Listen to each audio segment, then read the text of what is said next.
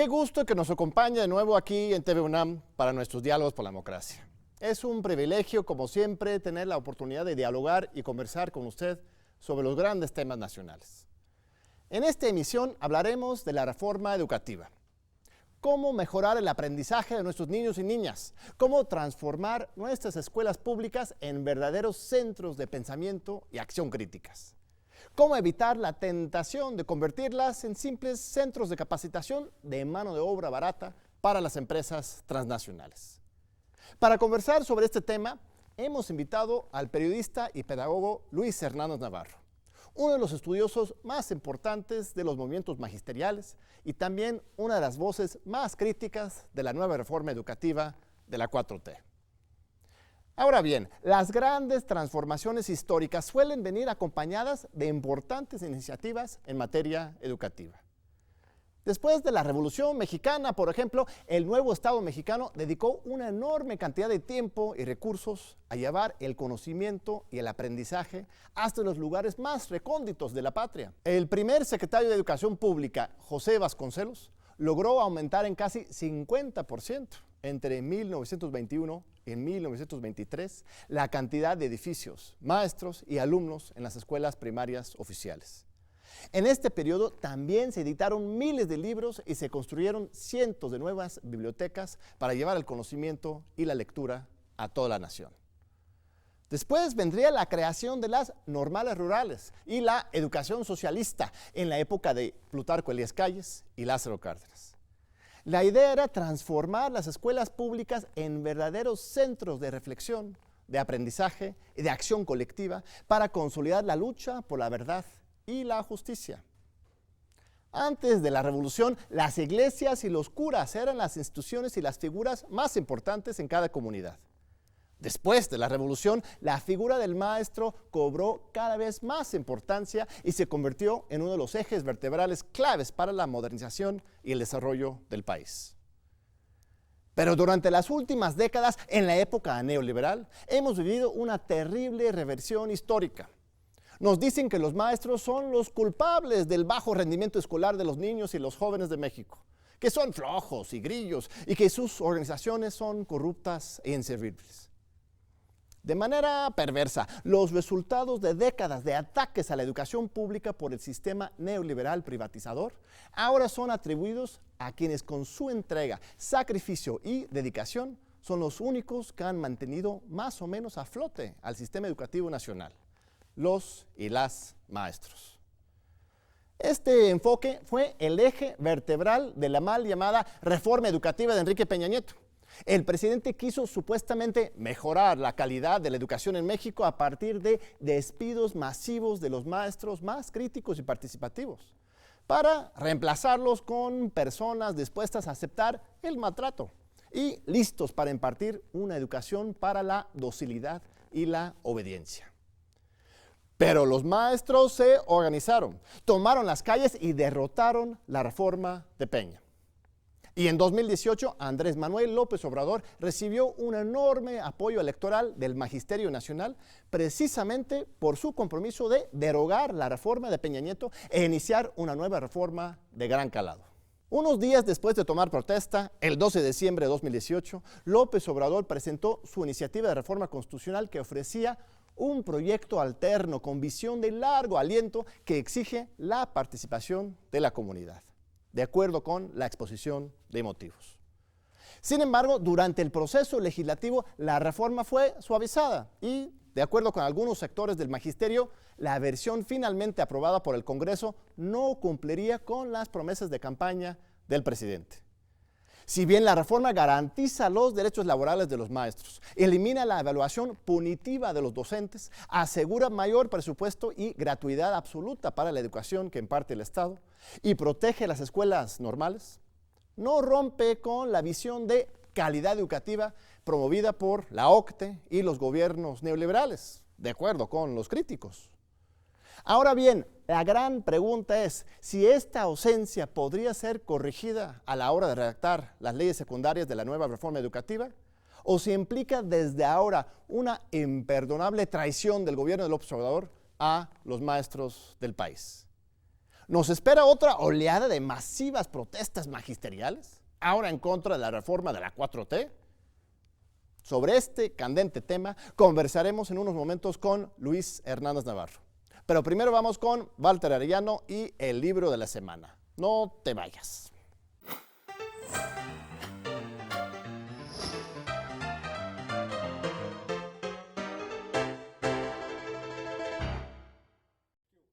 Muchísimas gracias, John. Hoy, en el libro de la semana, presentamos una bomba de propuestas y reflexiones de gran valía en temas educativos para entender holísticamente el problema de la educación en México. Se trata de la educación y los retos de 2018, coordinada por el experto en filosofía y ciencias de la educación, Hugo Casanova Cardiel, quien reúne la participación de 10 reconocidos académicos especialistas en el tema. Este libro es resultado de los debates, apuntes y reflexiones de los foros titulados La UNAM y los desafíos de la nación, por lo que tiene un contenido crítico propositivo que es de gran valor para analizar el tema de la educación a partir de 3 temas torales: los retos y perspectivas de la educación básica en México, los grandes retos de la educación superior y media superior y los temas críticos de la educación en México en materia de evaluación, financiamiento y equidad. Dentro del listado de artículos destacan la colaboración de Ángel Díaz Barriga, quien escribe acerca de lo fallido y la búsqueda de contenido pedagógico en la reforma de 2013. Roberto Rodríguez aborda el tema de la equidad educativa desde la perspectiva del derecho a la educación. Mario Rueda pone sobre la mesa el tema de los límites y desafíos de la evaluación educativa. Y no podemos pasar por alto las notas que hace Hugo Casanova para una agenda educativa nacional, por mencionar algunos de los participantes. Como cada semana tenemos obsequios para nuestros amigos de las redes sociales, esta vez les toca a los tuiteros. Lo único que tienen que hacer es seguirnos en nuestro Twitter, @diálogosunam, y comentar la imagen del libro en nuestro timeline con el hashtag Quiero mi libro. Hasta la medianoche. El lunes haremos una selección aleatoria de los 5 ganadores cortesía de nuestra casa de estudios, la UNAM. Yo soy Walter M. Arellano y nos vemos la próxima semana con otra recomendación.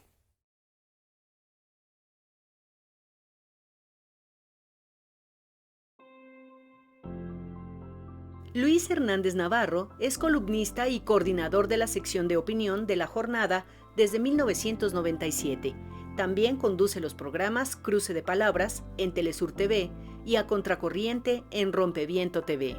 Estudió Antropología Social en la Escuela Nacional de Antropología e Historia y tiene una larga trayectoria como asesor de importantes organizaciones sociales, entre ellas la Coordinadora Nacional de Organizaciones Cafetaleras, CENOC, la Coordinadora Nacional de Trabajadores de la Educación, CENTE, así como de organizaciones urbano-populares en Durango, Nuevo León y Zacatecas. Es presidente del Centro de Estudios para el Cambio en el Campo Mexicano y autor de numerosos libros, como La Novena Ola Magisterial, La Nueva Servidumbre Agraria y la Resistencia Indígena y Campesina, Hermanos en Armas, Policías Comunitarias y Autodefensas, además de No habrá recreo, Contrarreforma Constitucional y Desobediencia Magisterial. Pues aquí estamos con Luis Hernández Navarro. Muchísimas gracias por acompañarnos. Muchas gracias por tu invitación.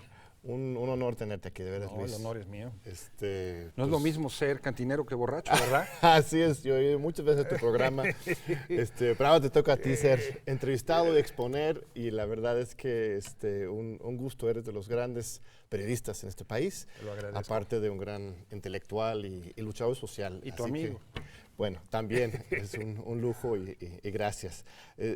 La reforma educativa, Luis, yo creo que hay pocos que saben tanto como tú sobre materia educativa, sobre los maestros, sobre la lucha de los maestros, sobre las reformas políticas en esta materia.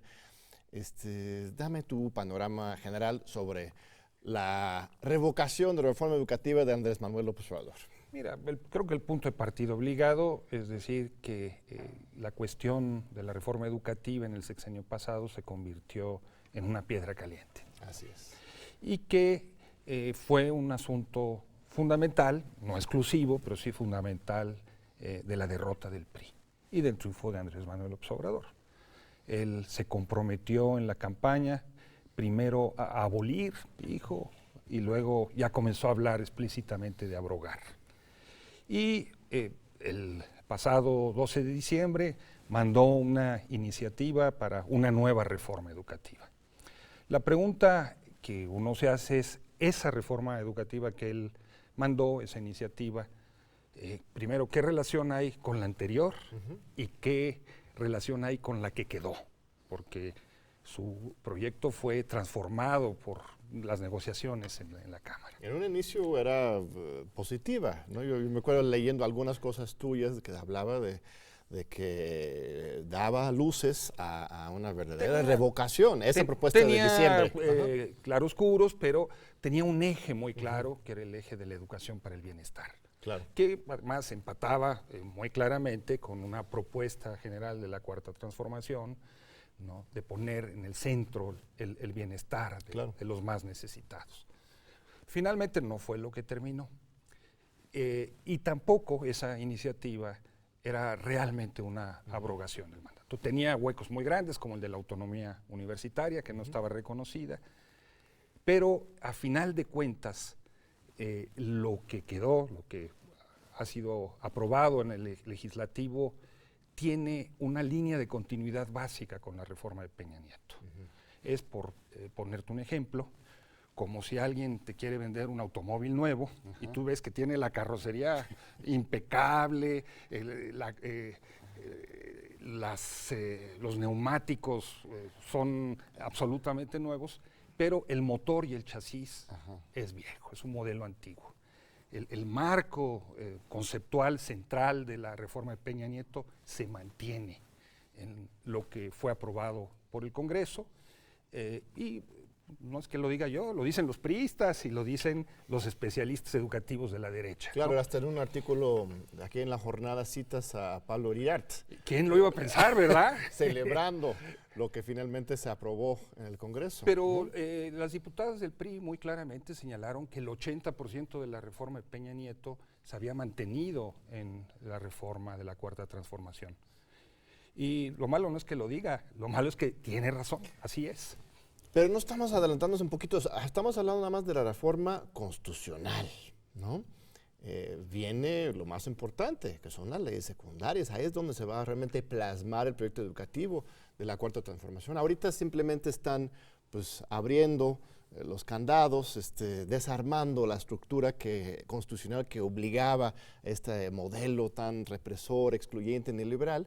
Se libera el asunto y ya en la ley secundaria se puede venir todo este gran proyecto educativo. Creo que tu comentario es muy pertinente, John, porque parte de un problema que es el proyecto educativo de la Cuarta Transformación. ¿Cuál es ese?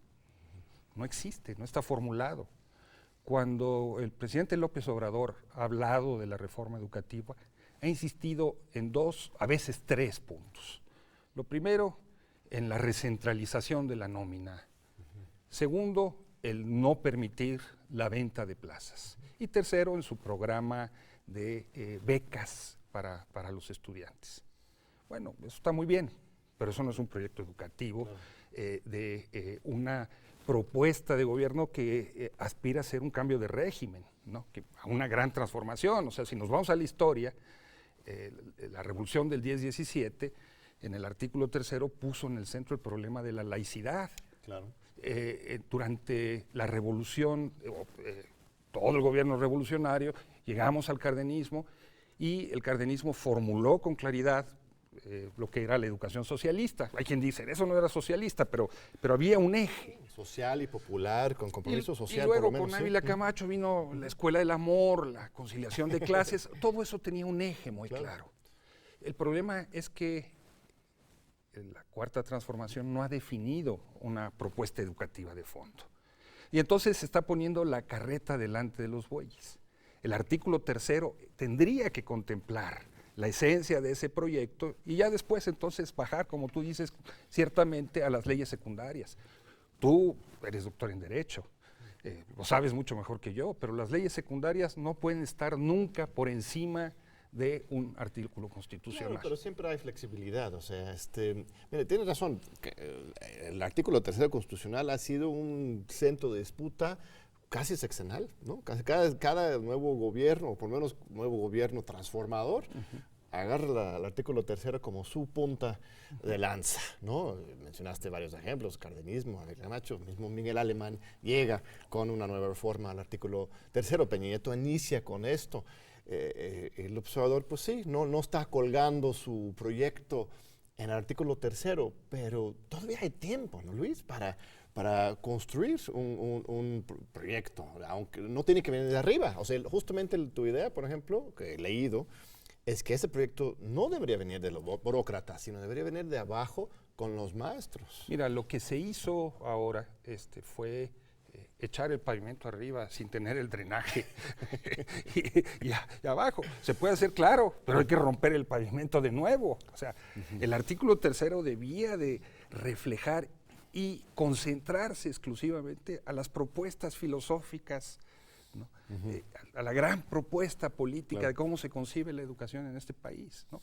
Tú lo sabes también mejor que nadie, el 27, el 3 y el 123 son las piedras angulares de la política social de la Revolución Mexicana. Bueno, no lo hace. Entonces sí, a lo mejor se puede hacer, pero hay que abrir a pico y con trascabo el pavimento para volver a poner esa tubería que no está. Has usado palabras fuertes en algunos escritos, como el de la traición. Sí. ¿Crees que ya podemos hablar de una traición de López Obrador o de Moctezuma o de la Cuarta a los maestros? Hubo un ofrecimiento de abrogar la reforma educativa y de que fueran diferentes. Y la reforma que está quedando es una continuación básica de lo mismo. Una de las cosas que hizo la reforma de Peña Nieto fue romper el pacto que había entre magisterio y Estado. Un pacto en el que, a cambio de que a los maestros se les garantizaba permanencia y seguridad en el empleo, ¿verdad?, los maestros cargaban sus hombros la gran tarea de educar a este país sobre los valores del régimen en turno, pero así era, ¿no? Ese pacto se rompió y Peña Nieto mandó a los maestros a la precariedad laboral, a la inseguridad, etcétera, etcétera. Yo creo que un proyecto tan ambicioso como el de la Cuarta Transformación requiere de los maestros. Los maestros fueron piedra angular del proyecto cardenista, fueron piedra angular del proyecto posrevolucionario, ¿no?, con las misiones, claro, de Vasconcelos. Incluso un personaje que despreciaba tanto a los maestros como Torres Bodet, porque los despreciaba, hablaba pestes de ellos, está muy claro en su autobiografía, pues tenía que recurrir a los maestros. Entonces yo no entiendo cómo un gobierno que aspira a una transformación social profunda, pues decide prescindir de ellos y no cumplir con la palabra empeñada. El sindicato de maestros es el más grande de toda América Latina. ¿Cuántos son? 1,5 millón de personas. Sí, las cifras varían, ¿no?, dependiendo de las plazas, pero podemos hablar de entre 1.300.000 y 1,5 millones. Es el sindicato más grande de América Latina, si no todas las Américas, claro, ¿no? Ya tenemos una nueva reforma laboral que también quedó corto desde algunos puntos de vista, pero sí genera un contexto para una democratización sindical. Para empezar, imagínate una elección del CENTE realmente transparente, bueno, o más bien secreto, transparentes resultados, pero con una votación realmente secreta, candidatos. O sea, esto en sí podría generar un nuevo escenario dentro del Magisterio Nacional en que los demócratas ahí toman el poder sobre el Sindicato Nacional y esto, aunque no lo quiera, aceptando sin conceder tu sospecha profunda sobre las intenciones de la 4T, aunque no quisiera, pues tendríamos una gran reforma educativa al nivel de las leyes porque el sindicato lo va a exigir. Y esto sería, al final de cuentas, gracias a Nuevo Tiempo Democrático. Hay una situación complicada. ¿O lo ves muy indirecto esa ruta? No, yo creo que es muy importante que se abra la puerta para una transformación del CENTE, pero ahí yo he visto problemas significativos. Por ejemplo, los negociadores de la Cuarta Transformación, ¿no?, acordaron con Juan Díaz de la Torre, el que era el dirigente nacional del sindicato, que se fuera, ¿no? Y que entonces Alfonso Cepeda, que era su secretario general, llegara, ¿no? Y a cambio se le ofreció impunidad a Juan Díaz de la Torre. Ahí está en Miami, Te consta que hubo un pacto ahí. Hubo una negociación, por supuesto, Y es una negociación en donde también participó el Bester Gordillo, luego podemos hablar con más detalle, ¿no? Pero en esta negociación, la 4T dijo, bueno, pues ya nos deshicimos de Juan. Oigan, se les olvidó un pequeño detalle, y ese pequeño detalle es que quien había manejado el CENTE durante todo el periodo que Juan estaba, era Alfonso Cepeda. Él maneja los golpeadores, él maneja los delegados que presiden los congresos, él maneja las cuotas, él participaba en las negociaciones sustantivas con la Secretaría de Educación Pública. Entonces, ¿qué es lo que dice Juan ahora? Dice dos cosas. Dice, primero, no negociaron conmigo, negociaron con Juan, entonces aquí es juego nuevo, ¿no? Y segundo, presume, no sé si eso sea cierto o no, pero él presume que el presidente López Obrador lo invita a jugar béisbol, y él es un gran aficionado. No solamente maneja los golpeadores de los bares de La Laguna, que luego lleva como golpeadores a los congresos del sindicato, sino que también le gusta el béisbol. Entonces, ese es el primer problema que hay. Un segundo gran problema que hay es la negociación explícita que viene de mucho tiempo atrás entre el Bester Gordillo y la 4T. ¿No? Es una negociación, sí, póngase sacar, pero por supuesto, ¿no? O sea, viene desde el apoyo del Bester y de sus gentes a la candidatura de la maestra Delfín en el Estado de México. Ahí estuvieron, participaron, operaron. No, es un acuerdo explícito. Hay dos lecturas, ¿no? Uno es que, si lo vemos en clave de la vieja cultura política, pues sí, de repente aparecen unos líderes y de un bando se cambian a otro bando, ¿no? Otra lectura sería que más bien quienes se vienen con el 4T, con el observador, pues son los maestros, son las bases magisteriales del país indignados por esta reforma educativa, y que ellos evidentemente ven en Morena, en Andrés Manuel, en Delfina una opción, y los líderes no les queda otra. Como buenos chapulines oportunistas que son, pues tienen que venirse por acá, o si no se quedan en la lona, como muchos que se quedaron en el PRD y el PRI hoy, ¿no? Entonces, el solo hecho que hayan aparecido en actos no implica que hubo pacto. Claro que hubo pacto, por supuesto, ¿no? Claro que hubo pacto y participaron en el cuidado de casillas, candidaturas, no solamente en el Estado de México, en las elecciones federales. El esposo del Bester Gordillo fue candidato a diputado por Morelos, no le fue bien. Y una gran cantidad de dirigentes ligados al Bester Gordillo fueron candidatos con el PT, con los evangélicos, colocaron posiciones en todos lados. El señor Juan Iván Peña Nader, el dirigente de las redes sociales progresistas, que ahora se está convirtiendo en el partido político del Bester, un personaje ligado a los casineros de Nuevo León, estuvo en los actos de campaña de Andrés Manuel, financió a los operadores del Bester. No podemos esconder, bueno, pues es un problema de realpolitik, ¿no? El Bester garantizaba votos, tratos, etcétera, etcétera, y la aprovecharon. Recordemos la presencia del nieto del Bester en actos políticos muy importantes y de gentes claves del Bester en la estructura de la Secretaría de Educación Esto Pública. para ti es el fondo de la cuestión, ¿no? No, yo creo que eso es parte por de la negociación. No se ha avanzado más en la reforma educativa a nivel constitucional hoy es por estos amarres que existirían. Pero no con el sindicato, eso es una parte. Con el mundo de los empresarios, negociaron con los empresarios y les entregaron como negociación y como vocación. Un personaje como Esteban Moctezuma, que está al frente de la Secretaría de Educación Pública.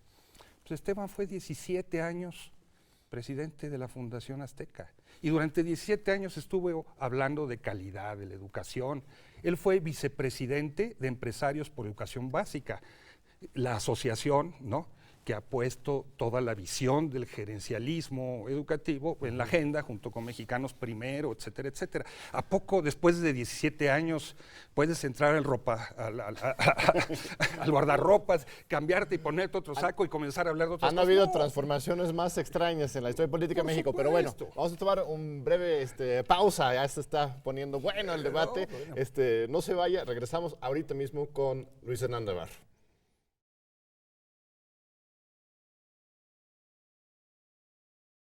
Aquí seguimos con Luis Hernán Navarro. Muchas gracias, Luis. Pues ya estamos hablando sobre pues críticas muy fuertes que tienes, no solamente sobre el contenido de la reforma constitucional, sino sobre las redes políticas que podrían ser la causa de estas debilidades como tú los detectas en la reforma constitucional. Mira, esto no es un asunto, debate solamente en materia educativa, en general, lo que es el gobierno del observador, la 4T, Morena, logró una muy amplia alianza de personas de diferentes expresiones ideológicas y trayectorias políticas a favor de un cambio que apuntala hacia la honestidad, el desarrollo, la soberanía nacional, principios muy, muy básicos ahí. Y el presidente decía muy claro, yo no estoy buscando purezas, estoy buscando un equipo que camina en un sentido. Entonces, teóricamente, aunque tengan cola que les pise, esto no determina que vayan a actuar de la misma forma, siempre y cuando respondan a los dictados del presidente de la República. Andrés Manuel es diferente, ¿no? Él tiene otra visión de la educación de los maestros, o ni siquiera en la cúpula tenemos una claridad con respecto al apoyo al magisterio. No, yo lo que he escuchado de Andrés Manuel es una crítica a cómo se vilipendió a los maestros en el pasado, eso fue muy, muy claro, ¿no? Pero también he escuchado que luego, cuando los maestros democráticos critican cosas de esta reforma, él los acusa de ultraizquierdistas, conservadores, etcétera, etcétera, ¿no? He visto las dos cosas, digamos, ¿no? No parece que no le gusta mucho ese tipo de críticas desde su izquierda, ¿no? Que son críticas además organizadas, coherentes, etcétera, etcétera, ¿no? Pero tienes razón en el sentido de que él en lo personal no se ha sumado a las campañas en contra del magisterio como gremio y ha denunciado, y lo denunció en el pasado, el uso que la derecha y el mundo empresarial hizo de esas campañas para imponer su agenda. Y los maestros del país sí tienen un proyecto. Bueno, una parte de los maestros. La CENTE en particular, hay grandes prácticas, experiencias, documentos, propuestas claras que sí están ahí, porque para ti, para mí es obvio, pero para mucha gente, la gente cree que la lucha de los maestros, de la CENTE en particular, y en general los maestros que han estado protestando, es simplemente para plazas, ¿no? Claro. Para poder político. Pero cuéntame un poco de ese proyecto educativo de fondo que está ahí atrás. Mira, yo creo que hay no solamente propuestas, sino ya hechos, ¿no? Por ejemplo, en Guerrero han desarrollado lo que llaman las escuelas altamiranistas. En Oaxaca, todo un plan para la transformación de la educación en Oaxaca, con experiencias en educación indígena, por ejemplo, fundamentales, que han sido reconocidas y valoradas por Noam Chomsky, ¿no? Toda la experiencia de la Coalición de Promotores Bilingües de los Nidos de Lengua, por poner un ejemplo. Los maestros de Michoacán han desarrollado una experiencia riquísima que incluye la elaboración de libros de texto propios, ¿no? Y toda una visión alternativa de la educación. En el Estado de México, en Chiapas, hay muchísimas experiencias, también por niveles, a veces son experiencias pequeñitas por escuela, a veces tienen una dimensión regional, que nace de su propia práctica, que tiene mucho que ver con lo que es enseñar en la pobreza, o sea, de lo que es enseñar en regiones multiculturales, claro. De enseñar en la adversidad. Pongo un solo ejemplo.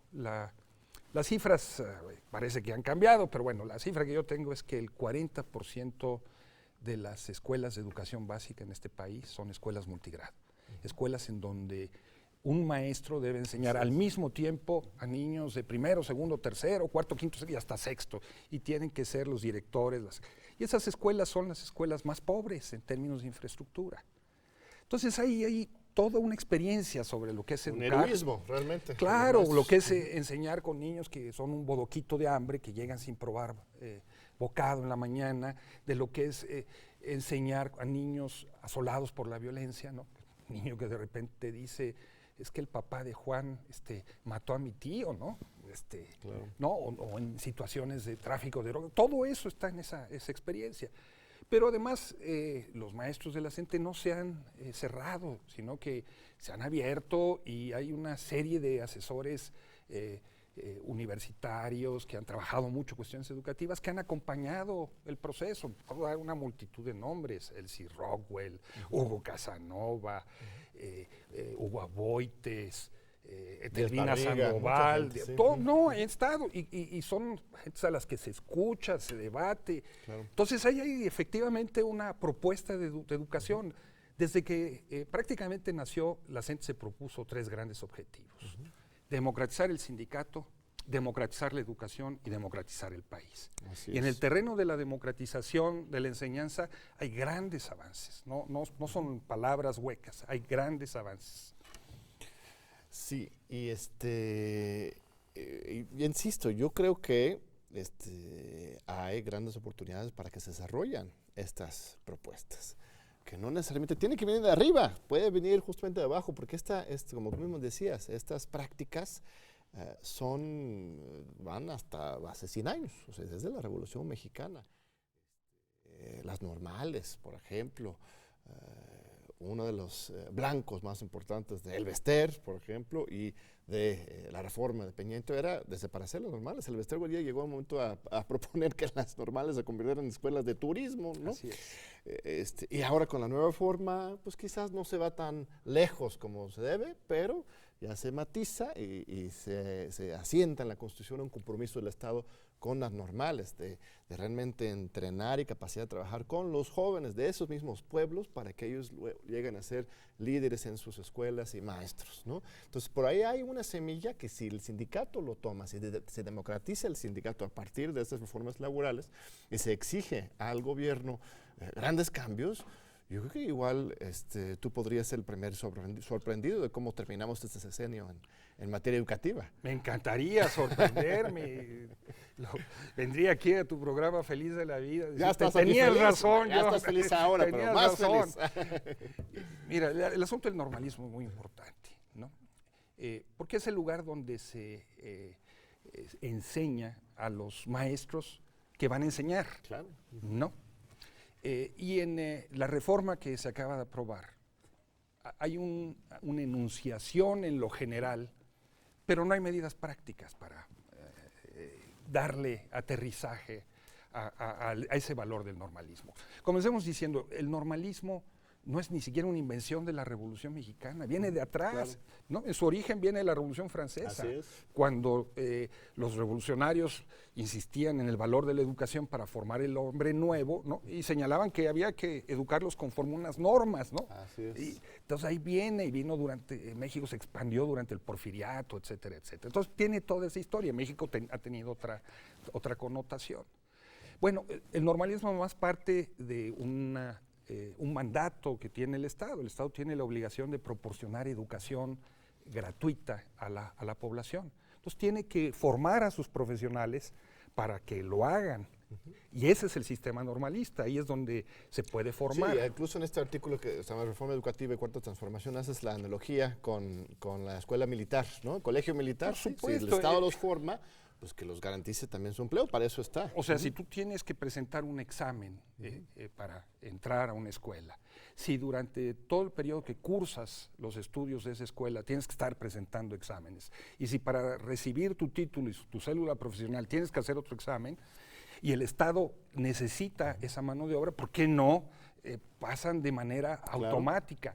No estamos hablando de que el sindicato controle esas plazas, estamos hablando de que se le asigna, ¿no?, al egresado. A los jóvenes que hayan cursado el plan de estudios porque tienen exitosamente. méritos y porque hacen falta, ¿no? Simple y sencillamente, imaginemos, es el ejemplo que señalo, que alguien de repente egresado de la heroica escuela militar, ¿no?, del colegio militar, tenga que presentar un examen de admisión para entrar al ejército.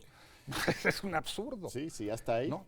Y lo hemos visto. O sea, una de las cosas que hizo la reforma de Peña Nieto es permitirle a prácticamente todas las profesiones dar clases de primaria. Dentistas, veterinarios, ¿no?, que de repente se van a enfrentar, y digo enfrentar con todo el sentido de la palabra, a grupos, ¿no?, de los que no tienen ninguna experiencia en el manejo del grupo. La pedagogía es central, pues no, si vas a operar un corazón tienes que haber estudiado medicina, vas a ser policía, o sea, es una profesión real, sólida, que justamente quiso romper Peña Nieto y que ahorita entiendo, no estás viendo los mensajes, las señales suficientemente claras de que se quiere revocar eso, pero pero con suficiente movilización social, yo soy optimista, ¿sabes? A ver, antes de pasar con los estudiantes que van a preguntar sobre este tema, no quiero dejar pasar la oportunidad de preguntarte otro tema que también eres, pues quizás el conocedor más importante de los periodistas mexicanos, que es sobre Venezuela. Si me permites. Claro, encantado. Tú sabes que me apasiona. ¿Qué está pasando en Venezuela, Luis? Y en un texto que leí reciente tuyo, te leemos todas las semanas, lo comparaste con la Guerra Civil Española. ¿A ese nivel estamos realmente? Sí, yo creo que sí. Yo creo que Venezuela está jugando el destino de la humanidad, no es exageración. Lo que vemos ahí es un intento de golpe de Estado permanente que se ha venido extendiendo a través de distintas manifestaciones, por lo menos desde el último año y medio, y cuya última expresión es lo que pasó hace unos días, el 30 de abril, cuando Juan Guaidó llamó al ejército a sublevarse y a la gente a salir a la calle, ¿no? Y quedó reducido a un ridículo, ¿no? Un ridículo. Cuando liberó a Leopoldo López, ¿no? Así es, liberaron a Leopoldo López y un levantamiento armado que terminó con Leopoldo López refugiado en la embajada española, ¿no? Bueno, le han querido dar ese golpe de Estado, quisieron asesinar al presidente Nicolás Maduro, hubieron otras intentonas de golpe de Estado antes, el 23 de febrero, con el pretexto de pasar ayuda alimentaria en la región de Táchira, lo que realmente querían eran establecer una especie de playa, cabeza de playa, donde instaurar un gobierno de Guaidó, y han fracasado una y otra vez. El ejército venezolano no se ha dividido, se mantiene la unión cívico-militar, se mantiene la unidad del partido y se mantiene a miles y miles de chavistas en las calles. Yo creo que si no supiéramos cómo son realmente las cosas, sería muy fácil pensar en la línea de la conspiración que Nicolás Maduro contrató a Juan Guaidó como su agente de relaciones públicas, porque lo ha fortalecido de una manera impresionante. Claro, porque una cosa es que la gente pueda tener críticas con la gestión, con los problemas, pero otra es que te vengan a invadir los gringos. ¿No? Hasta sectores de la oposición que no están de acuerdo para nada con Maduro dicen, no, eso es una cosa, pero que vengan aquí los marines, ¿no? Imaginemos ya más en el escenario de la geopolítica, si los militares brasileños van a querer las tropas gringas entrando a la Amazonia. Claro. Porque luego nos dicen, no, es que hay 50 países apoyando a Guaidó. No, una cosa es lo que diga Bolsonaro. Los militares brasileños no se la van a jugar con una invasión militar en Venezuela. En ese sentido, ¿ves inteligente, por ejemplo, la decisión de Andrés Manuel de mantenerse cerca a las fuerzas militares en México? Híjole, esa es la pregunta. Yo creo que es muy complicado porque esas Fuerzas Armadas, cuando habla uno de las Fuerzas Armadas en Venezuela, está hablando de Fuerzas Armadas con ideología, ¿no? Formadas en el terreno de la revolución, con una doctrina militar propia. Cuando hablamos de las Fuerzas Armadas mexicanas, estamos hablando de una doctrina militar que viene de Washington, con muchos militares, en su mayoría, a lo mejor una parte... Tradición revolucionaria. ¿En la Armada?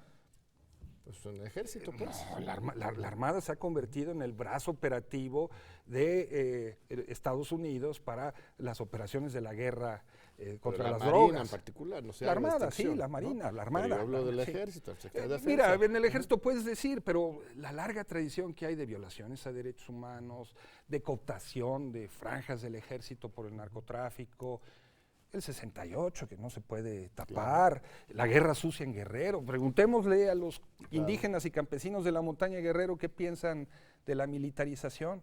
Bueno, les han violado a sus mujeres, les han asesinado, los han esterilizado a sus hombres.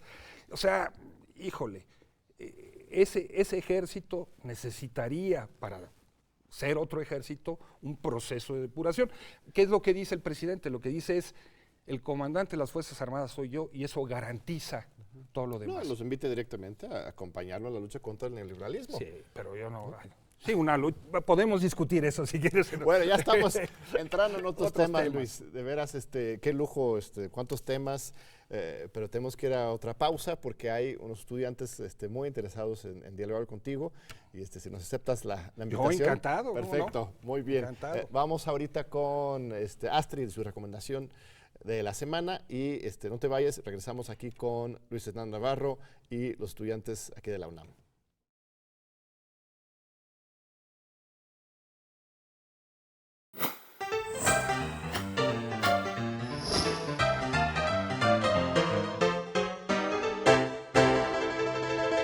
Casi todos en México tenemos sangre indígena.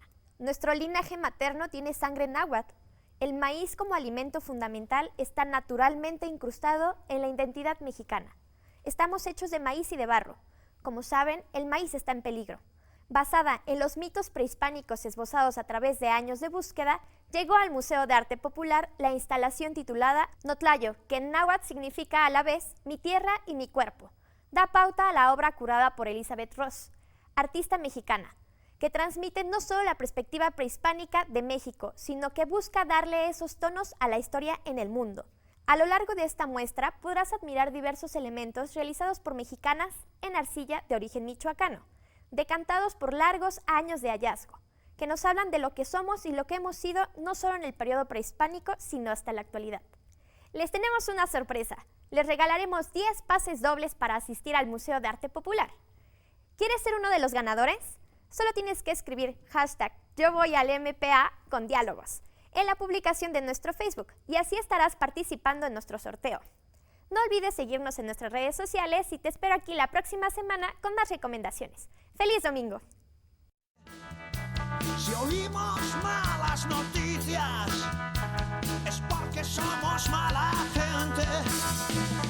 Hay algo que acaba con tipos como nosotros.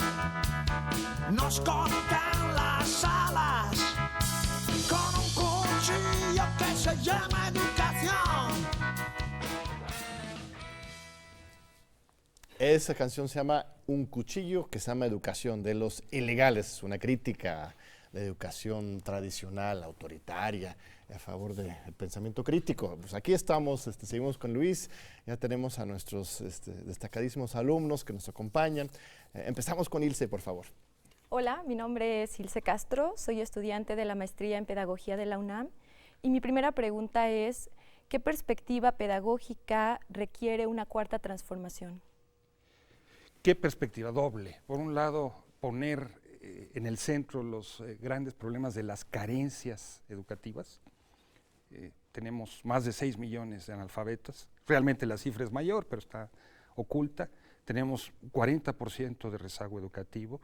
Y como decía hace un momento, tenemos casi 40% de escuelas de educación básica son escuelas multigrado. La cifra de las telesecundarias son también, o sea, hay una enorme precariedad educativa. Yo creo que una cuarta transformación debiera de ver a esa población y debiera de ver a los maestros que tienen que enseñar en esas condiciones para dotarlos de las herramientas para atender. Es el caso, por ejemplo, de las normales rurales. El universo natural de salida de los maestros de las normales rurales son esas escuelas multigrado. Ahí tendrían que estar los mejores maestros con la formación adecuada. Yo creo que por esa pista se puede aterrizar. Muy bien, gracias, Ilse. Carlos. Yo soy Carlos, soy estudiante de Pedagogía en la Facultad de Filosofía y Letras. Carlos de Tavira. De Tavira, Carlos de Tavira. Mi pregunta es, ¿cómo se ha movido el escenario político a partir del triunfo de Andrés Manuel, pasando por el 12 de diciembre que se entrega la iniciativa, pasando por diversos dictámenes? ¿Cómo se han movido las alianzas? ¿Qué pactos se han hecho, ya sea entre partidos, la CENTE, qué lugar, si hay una traición o no? Ya habías hablado un poco de eso. Pero ¿qué vemos, no? ¿Por qué tenemos un dictamen que parece ya no ser el de Morena, sino más cercano al del antiguo pacto? No, tu pregunta da para un programa, y 2 y 3, ¿verdad, Carlos? No, sí. A ver, ¿qué ha sucedido? Creo muy claramente. Por un lado, las elecciones mostraron la implosión de los partidos de oposición. No hay oposición partidaria estructurada. Y esa oposición fue ocupada ese espacio, me parece, por el periódico Reforma y por los empresarios que le metieron mucho dinero, cambiaron del director y que han convertido a Reforma su órgano ideológico y su partido político. Esto es muy interesante porque, por ejemplo, a pesar de que el PAN participó en las negociaciones de la reforma educativa en un primer momento y estuvo incluso de acuerdo en las reuniones cerradas que tuvieron con el primer dictamen, ¿no? Después se echan para atrás porque tienen que aparecer como oposición, ¿no? Están jugando a ser oposición. A ellos no les parece realmente mal esa cosa que salió. Entonces eso se ha movido, digamos, en ese primer terreno. Lo que se ha movido también, me parece, Carlos, es una serie de percepciones que son falsas. Nos inventaron desde los medios de comunicación que la CENTE tenía 40 diputados. No es cierto, la CENTE no tiene ningún diputado porque la CENTE no participa electoralmente. Entonces, todos esos análisis sesudos de que esos diputados iban a... No jugaron, ¿no? Acabaron sin jugar realmente la carta. Y la negociación real, sustantiva, fue una negociación por un lado con el mundo empresarial para sacar adelante esa propuesta, por eso quedó lo que quedó, y por otro lado, básicamente con el Bester Gordillo. Muy interesante. Jorge Iván. Soy Jorge Iván, soy de la Facultad de Ciencias Políticas, originario del municipio indígena de Santiago de Anaya, Hidalgo. En un contexto en el que el 68% de la población respalda al gobierno de Andrés Manuel López Obrador y tan solo 9% está de acuerdo en cancelar por completamente la reforma de Enrique Peña Nieto, ¿qué hará la CENTE para mantenerse como un movimiento social con legitimidad popular? ¿Mantendrá el mismo repertorio de protestas que sostuvo en el régimen peñista o será necesario hacer un alto y reconocer que es indispensable cambiar estos repertorios de protesta? La pregunta es muy importante, Iván, porque recordemos, Enrique Peña Nieto también llegó con un alto porcentaje de aprobación en un primer momento, e incluso su reforma salió por consenso y aplaudida, y etcétera, etcétera. Y la resistencia de la coordinadora en ese primer momento, se decía, estaba condenada al fracaso porque estaba luchando en contra del Pacto por México y de ese consenso. Bueno, la lucha de la coordinadora en la perspectiva del tiempo acabó descarrilando esa reforma y acabó siendo un elemento sustantivo en la derrota del PRI en las elecciones. Yo creo que esa lectura la deberían de hacer dentro de la 4T. Hoy todos los elementos que tú asumes son ciertos, está esa popularidad de Andrés Manuel, etcétera, etcétera, pero los maestros pusieron muertos, pusieron golpeados, casi 1000 despedidos, perseguidos, encarcelados. No van a renunciar de la noche a la mañana, me parece. Yo hablo desde mi punto de vista, no estoy hablando a nombre de ellos, pero no veo por qué la coordinadora vaya a renunciar a toda esa herencia de lucha, porque ahorita está esa popularidad. Ellos, me parece, van a seguir sosteniendo, como lo hicieron en su último Congreso Ordinario, una crítica radical, sustantiva, a una reforma que no llena sus expectativas ni las expectativas por lo que lucharon y se sacrificaron. Muy bien, seguimos con Ilse. El proyecto de reforma planteó la obligatoriedad de la educación superior. En ese marco y ante la baja cobertura que presenta este nivel educativo, el gobierno actual presentó un programa denominado Universidades para el Bienestar, Benito Juárez García, que su propósito es crear 100 universidades en municipios con altos niveles de pobreza. Mi pregunta es, ¿considera que estos establecimientos resolverán las necesidades de educación superior con un programa de tutorías, de vivienda, de alimentación, de seguimiento, o se trata de una oferta restringida a solo dar acceso a estos estudiantes sin tomar en cuenta la complejidad que rodea el hecho educativo? Híjole, la pregunta también es, como decíamos antes, de los 64,000 pesos, Ilse, ¿no? A ver, hace falta esas universidades, eso es cierto, está esa demanda real, ¿no? Y se puso al frente de ese proyecto una gente como Raquel Sosa, que es una mujer muy trabajadora, muy empeñosa, etcétera, etcétera. Pero ya han habido problemas muy serios con ella. Los compañeros de la Normal Rural del Meche, ¿no?, chocaron radicalmente con ella porque ella no aceptó que en la reapertura del MESHE se instalara los dormitorios, el sistema de internado, ni que participaran los maestros como se participa en todas las normales rurales en el proceso de autogobierno.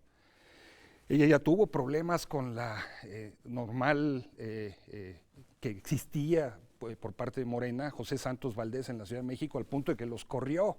Entonces, ahí hay un primer problema de quién está al frente y de cómo están chocando, digamos, esas necesidades. Y lo segundo es un proyecto universitario tan ambicioso. No creo que sea correcto que se establezca sin establecer al mismo tiempo un marco de certidumbre sobre las posibilidades de su continuidad. Y eso implica cuestiones presupuestales, implica cuestiones de currículum, de formación de maestros, etcétera, etcétera, y creo que eso no está resuelto. Entonces yo creo que en ese proyecto de las 100 universidades tiene uno de sus talones de Aquiles el proyecto de la Cuarta Transformación en el terreno educativo. Muy bien, seguimos con Carlos. Ya se ha dicho que tanto la reforma de Peña Nieto como esta que se acaba de aprobar son reformas laborales más que reformas educativas, en tanto que se fijan en el estatus jurídico laboral de los maestros. Y se ha puesto, y Morena cede, en que se llame a la Rectoría del Estado. Pero ¿por qué la Rectoría del Estado implica solamente contratación? O sea, ¿por qué no implica gestión? ¿Por qué no implica contenidos? ¿Por qué no implica una mirada educativa, pedagógica, como ya decía Ilse? ¿No lo entiende Morena o la pelea es otra? ¿La pelea por la reforma educativa de Morena es en el sentido laboral o hay una otra? Pues. Tu comentario pone las banderillas al toro, es muy acertado, Carlos.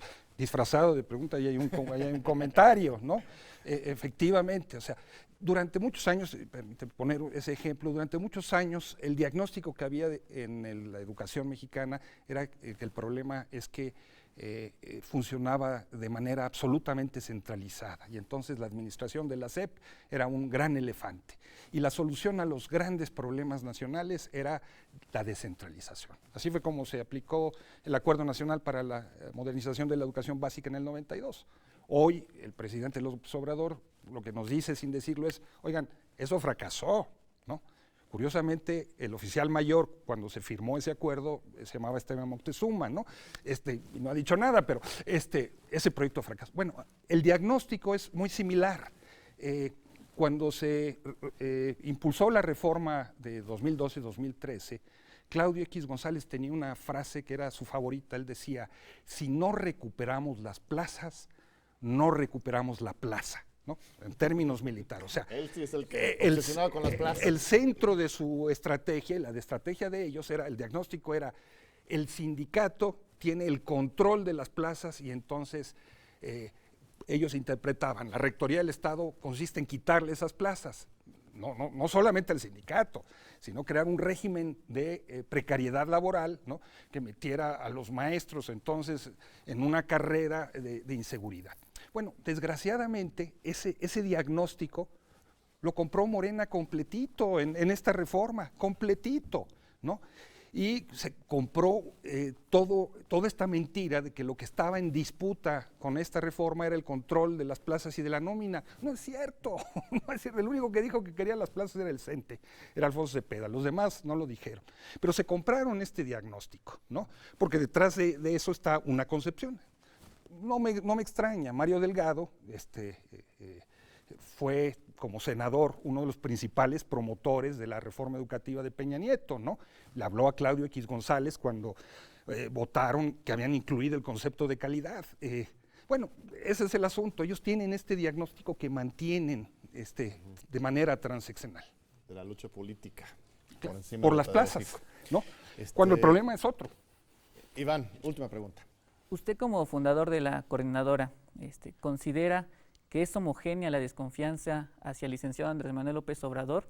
¿Considera que la base magisterial que es afín a la coordinadora también le tiene desconfianza al presidente de la República? ¿Se discute dentro de la coordinadora la idea de que Andrés Manuel no es Peña Nieto? Híjole, pues eso habría que preguntárselo a ellos, Iván. O sea, yo te puedo hablar no como lo que sucedió en 1979, sino como un observador, como un analista ahora externo, no soy ellos, ¿no? Y lo que he encontrado en ellos es que hay un proceso permanente de tomar el pulso de las bases magisteriales, ¿no?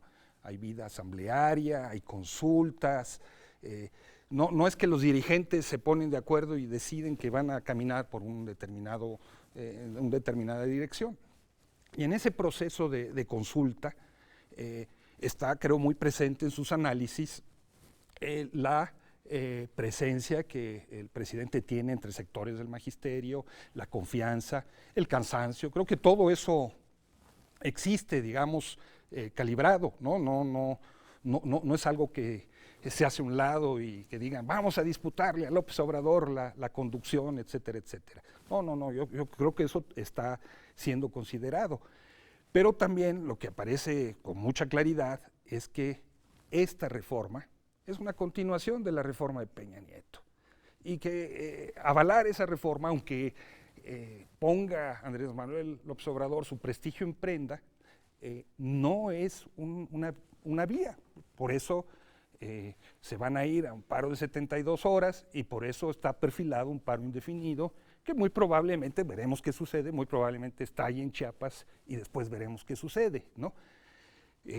Entonces creo que no se deja de lado esta presencia presidencial en el magisterio, en los ánimos magisteriales, pero así es como los maestros de la coordinadora han dado su lucha toda su vida, casi 40 años a contracorriente.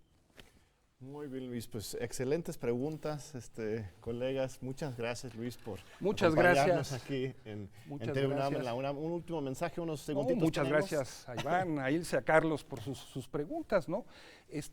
Yo creo que el mensaje central es el mensaje que siempre doy. Si ustedes pueden leer ese libro es gracias a un maestro. Muy bien, pues aquí estamos en la UNAM, un lugar de enseñanza, de aprendizaje, un lujo tener un gran maestro como tú aquí, Luis. Muchas gracias y gracias por acompañarnos aquí en TV UNAM y te esperamos de nuevo en 8 días para los diálogos por la democracia. Hay algo que acaba con tipos como nosotros, nos corta